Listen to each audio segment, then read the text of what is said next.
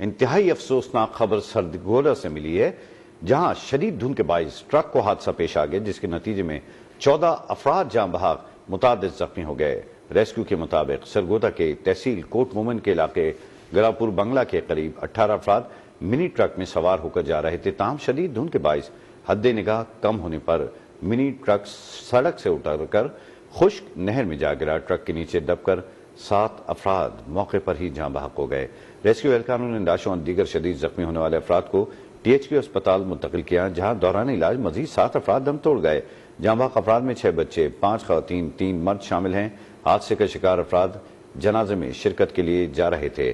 اسی پر بات کریں گے، ملک فضل ہمیں جوائن کر چکے ہیں۔ ملک فضل، بتائیے گا، جنازے میں جا رہے تھے، خود جو ہے شکار ہو گئے حادثے کا، انتہائی دردناک واقعہ پیش آیا ہے، ہوا کیا ہے آخر؟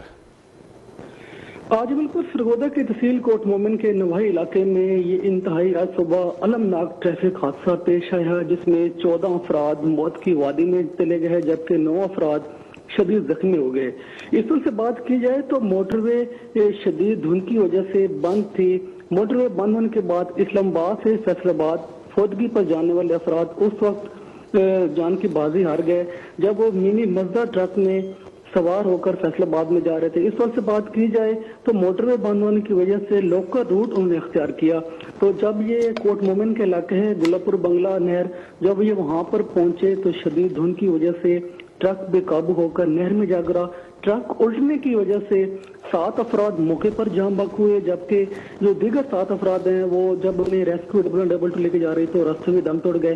اس سوال سے بات کی جائے تو مرنے والوں کی تعداد 14 ہو چکی ہے، جبکہ 9 افراد ابھی بھی شدید زخمی ہیں۔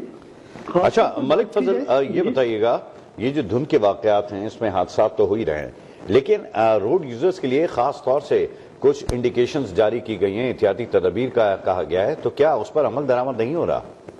اس میں کیٹیگوریکلی یہ چیز دیکھنے کو ملتی ہے کہ جو متعلقہ اتھارٹیز ہیں، محکمہ ہائی وے ہو جائے، ٹریفک پولیس ہو جائے یا دیگر متعلقہ محکمہ جات، یہ صرف فرضی کارروائیوں تک محدود ہوتے ہیں۔ میٹنگ کھیلی جاتی ہیں شہریوں کے جان و مال کے تحفظ کے لیے، نہ تو کوئی آگاہی سیمینارز کا انعقاد کیا جاتا ہے، نہ ہی شہریوں کے جان و مال کے تحفظ کے لیے کوئی اور اقدامات اٹھائے جاتے ہیں۔ شدید دھند کی وجہ سے آئے روز سرگودا شہر و گردنواح کے علاقوں میں حادثات رونما ہونا معمول بن چکے ہیں۔ ان کو بتا چلوں تو یہاں پر جو حادثہ پیش ہے، یہاں پر رواں ماہ یہ تیسرا حادثہ ہے، تو یوں لگتا ہے کہ جیسے متعلقہ جو ڈپارٹمنٹس ہیں یہ بھی اموات کا انتظار کرتے ہیں کہ حادثہ رونما ہو، کسی طور پر بھی ڈسٹرکٹ انتظامیہ کی جانب سے کوئی اقدامات نہیں اٹھائے جاتے۔ آج کے ہونے والے حادثے کے حوالے سے بات کی جائے تو آج حادثے میں 5 خواتین، 6 بچے اور 3 مرد ہیں، وہ اپنی جان کی بازی ہار بیٹھے ہیں۔ زخمیوں کو ریسکیو 112 نے تحصیل ہیڈ کوارٹر ہسپتال کوٹ مومن منتقل کیا ہے، جہاں ان کو طبی امداد فراہم کی جا رہی ہیں۔ اچھا یہ بھی بتائیے گا ملک فضل کہ آپ کیا اقدامات کیے جا رہے ہیں ریسکیو کے حوالے سے، کیا بتایا جا رہا ہے زخمیوں کے حوالے سے، کیا علم ہو سکا، کیسی طبیعت ہے ان کی؟ جو دیگر 9 زخمی ہیں ان میں 3 کی حالت اس وقت بھی تشویشناک بتائی جا رہی ہے، جنہیں تشویشناک حالت میں تحصیل ہیڈ کوارٹر کوٹ مومن سے سرگودا منتقل کیا گیا، جہاں پر ان کا جو طبی معائنات کیا جا رہا ہے۔ اور اس میں خاص طور بات کی جائے تو جو مرنے والے ہیں اس میں ایک بھی شخص سرگودا سے تعلق نہیں رکھتا۔ یہ بدقسمت فیملی، یہ بدقسمت خاندان اسلام آباد سے فیصل آباد فوتگی پر جا رہے تھے کہ خود یہ حادثے کا شکار ہو گئے۔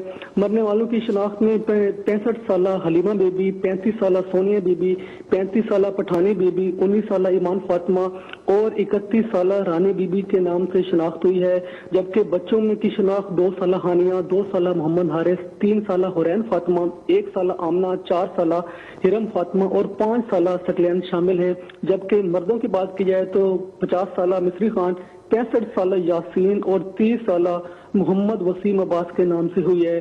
انتہائی المناک یہ ٹریفک حادثہ ہے۔ ملک فضل کائنڈلی یہ بھی اپڈیٹ کیجیے گا کہ منی ٹرک جو ہے وہ اس وقت جا رہا تھا جہاں پر یہ خشک نہر میں گرا ہے۔ عمومی طور پر دیکھا ہی گیا خشک نہر میں گرنے سے اکثر حادثات میں کمی واقع ہوتی ہے یا پھر جانی نقصان کم ہوتا ہے، یہ کیا وجہ ہے؟ کیا اس کا بہت اونچائی پر تھا؟ کیا وجہ ہے کہ وہاں پر امداد صحیح نہیں پہنچ پائی جس کی وجہ سے اتنی جانیں گئیں؟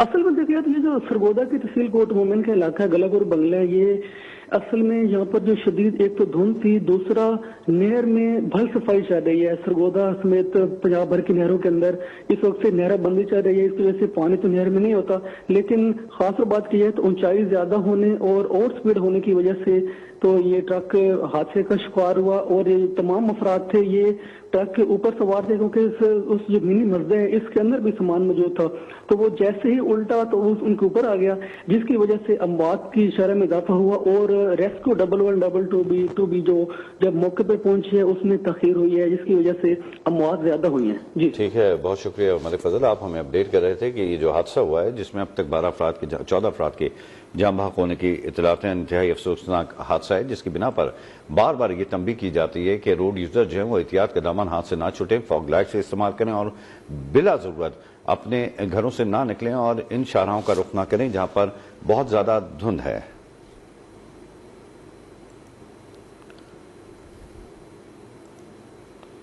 اور اب دیگر خبروں میں جانی کہ افغانستان پر قابض طالبان رجیم کو اپنی ہٹ دھرمی کے باعث سفارتی محاذ پر ایک کے بعد دوسری ناکامی کا سامنا۔ بیشتر ممالک شرپسند افغان طالبان کے انتہا پسندانہ سوچ اور عسکریت پسندی کے شدید ناقد بن گئے۔ کئی ممالک سے غیر قانونی افغان شہریوں کی ملک بدری کے بعد امریکہ نے بھی مزید افغانیوں کو قبول کرنے سے انکار کر دیا ہے۔ اسی پر بات کریں گے نمائندہ خصوصی سردار عبدالحمید سے۔ سردار عبدالحمید، یہ کے بعد دیگرے شکستوں کا سامنا سفارتی طور پر افغان طالبان رجیم چاہتی کیا ہیں اور کیا ہونے جا رہا ہے؟ اتنے ملکوں کے اندر ان کو اگر بین کر دیا جائے گا تو سروائیو کیسے کریں گے؟ جی دیکھیے، بنیادی طور پر افغان طالبان جو ہے وہ جو دہشت گرد گروپس ہیں ان کی سرپرستی کر رہے ہیں، جس کی اطلاع ان کو مل رہی ہے، اور پاکستان پہلے دن سے یہ کہتا رہا ہے اور پاکستان نے سب سے پہلے یہ فیصلہ لیا کہ افغان باشندوں کو یہاں سے واپس کیا۔ دہشت گردی کے اندر جو ہے ان کے براہ راست جو وہاں کے گروپس ہیں وہ انوالو ہیں۔ افغانستان پر قابض طالبان رجیم جو ہے وہ اس وقت اپنی ہٹ دھرمی کے باعث سفارتی مارگ پر ایک کے بعد پھر کر رہی ہے، اور بیشتر ممالک شرپسند افغان طالبان کی انتہا پسندانہ گروپ جو ہے وہ عسکریت پسندی کی شدید جو مخالف بن چکے ہیں، اور کئی ممالک سے غیر قانونی افغان شہریوں کی ملک بدری کے بعد اب امریکہ نے بھی مزید افغانیوں کو قبول کرنے سے انکار کیا ہے۔ طالبان رجیم جو ہے وہ اپنی اسی ضد پر قائم ہے، اور بیشتر ممالک میں شرپسند افغان طالبان کی انتہا پسندانہ سوچ کے شدید جو ہے وہ نتائج نکلے ہیں، جس کے بعد جو دوسرے ممالک ہیں انہوں نے بھی اب ان کو قبول کرنا بند کر دیا ہے۔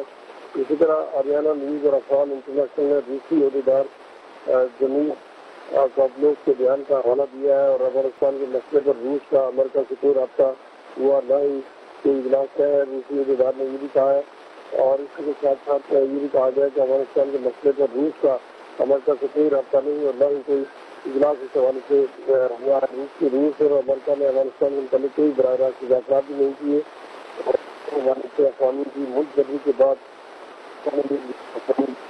انکار دیا ہے۔ طالبان رجیم کی جانب سے دہشت گرد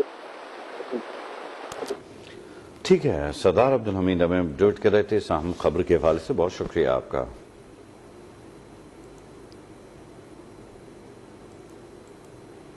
ایس پی سول لائنز کی سربراہی میں مفرور اشتہاریوں کے گرد گھیرا تنگ، گڑھئی شاہو، لٹن روڈ اور ویمن ریس کورس پولیس کی کارروائیاں، 5 مفرور اشتہاری گرفتار کر لیے گئے۔ مفرور اشتہاریوں کو اسٹاپ اینڈ سرچ میتھڈ کے تحت گرفتار کیا گیا۔ مزید جانیں گے بیورو چیف لاہور یونس باٹ سے۔ یونس باٹ، ان گرفتاری کے حوالے سے تفصیلات سے آگاہ کیجیے۔ جی، اس کی تفصیلات کچھ اس طرح سے ہیں کہ ایس پی سول لائن کی سربراہی میں مفرور اشتہاریوں کے گرد گھیرا تنگ کیا گیا ہے۔ ڈی جی پریشن لاہور فیصل کامران اور سی سی پی لاہور براستی کمیرہ کی ہدایت پر یہ کارروائیاں کی جا رہی ہیں۔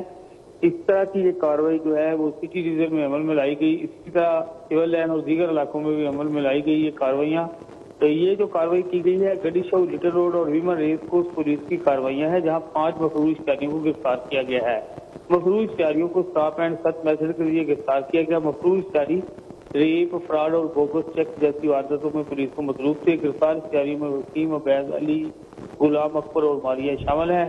مفرور اشتہاریوں کو گرفتار کر کے متعلقہ انویسٹیگیشن پولیس کے حوالے کیا گیا ہے۔ اشتہاریوں کی گرفتاری پر ایس ایچ او سمیت ٹیم کو شاباشی دی گئی ہے۔ ایس پی سول لائن محمد اثر نے کہا ہے کہ مفرور اشتہاریوں کی گرفتاری کے ٹارگٹ کو یقینی بنایا جا رہا ہے۔ جی بہت شکریہ یونس باٹ، آپ نے اس خبر کی تفصیلات سے آگاہ کیا۔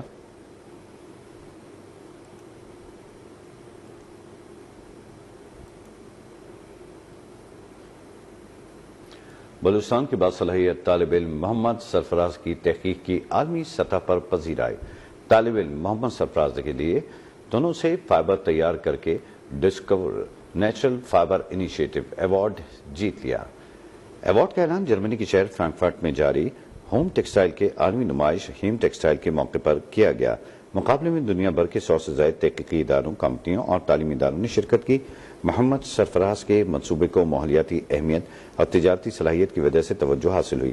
بلوچستان کے باصلاحیت محقق محمد سرفراز کے لیے کیلے کے تنے سے اعلیٰ معیار کا فائبر تیار کرنے میں 4 سال صرف ہوئے۔ طالب علم محمد سرفراز نے اعزاز اپنے اساتذہ اور بلوچستان کے باصلاحیت نوجوانوں کے نام کر دیا۔ پاکستان کے ہونہار بلوچ نوجوان کی کامیابی پورے ملک کے لیے باعث صد افتخار ہے۔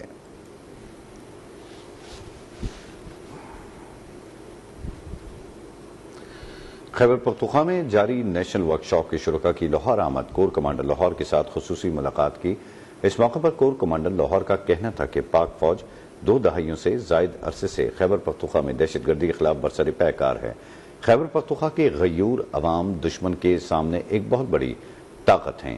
آپریشن بنیاد مرصوص و مارکہ حق کی کامیابی کے بعد آج دنیا میں پاکستان ایک مختلف پہچان رکھتا ہے۔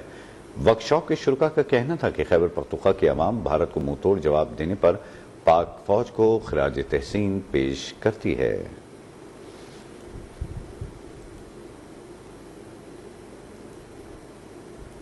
لاہور میں ہماری ورکشاپ تھی تو اس میں کور کمانڈر نے اور اس کی پوری ٹیم اور انتظامیہ نے ہمیں بہت اچھے طریقے سے ویلکم کیا۔ شرکاء کے بہت سے کویسچن تھے، کور کمانڈر صاحب نے بہت تسلی بخش جوابات دیے۔ کور کمانڈر صاحب کے ساتھ سوالات ہوئے، جوابات ہوئے، جو انہوں نے بڑے تفصیلاً جواب ہمیں دے دیا اور پاکستان کے بقا کے لیے وہ پرعزم ہے اور جدوجہد رکھتے ہیں۔ وہ کہتے ہیں کہ کی بھی ہمارا صوبہ ہے اور صوبہ پنجاب بھی ہمارا صوبہ ہے، وہ ان دونوں عوام کے لیے ایک جیسا ہی درد رکھتے ہیں۔ ہماری بہادر افواج جو خاص کر فورتھ کور جو ہے، جس طرح انہوں نے 1965 کی جنگ سے لے کر مارکہ حق تک بھارت کے ساتھ جنگوں میں قربانی اور بہادری کی ایک تاریخ رقم کی تھی۔